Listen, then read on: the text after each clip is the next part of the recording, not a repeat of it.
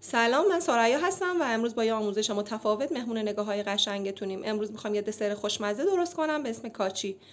برای درست کردن این کاچی مقوی و خوشمزه 1.5 لیوان آرد قنادی یا گندم نیاز داریم، نصف لیوان آرد برنج، نصف لیوان پودر قند. میتونید برای شیرین شدنش از شکر، نبات یا عسل هم استفاده کنید.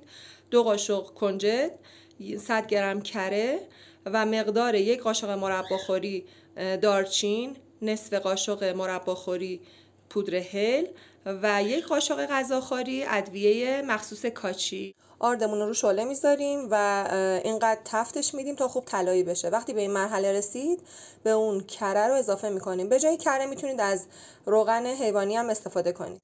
کره ها رو که اضافه کردیم یکم تفتش میدیم و بعد پودر قند و ادویه ها رو به اون اضافه میکنیم. این مرحله که پودر قند رو و ادویه ها رو بهش اضافه کردیم، بعد از اون میتونیم کنجد رو به اون اضافه کنیم. البته ریختن کنجد و اضافه کردنش دل بخواهیه. میتونید از مغز گردو یا مغز بادوم هم استفاده کنید داخلش و میتونید از هیچ کدومش استفاده نکنید. حالا آب رو کم کم به اون اضافه میکنید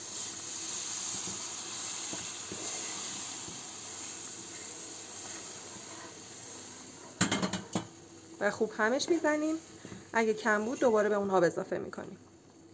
اینقدر به موادمون آب اضافه میکنیم تا همچین مایه 1 دستی بهمون بده. بعد از اون میتونید گلاب و زعفرون رو به موادمون اضافه کنیم. اینم پایان خوشمزه‌مون، یه کاچی عالی. ممنون میشم ویدیومون رو لایک کنید و چنلمون رو سابسکرایب کنید و ما رو به دوستانتون معرفی کنید. نوش جان.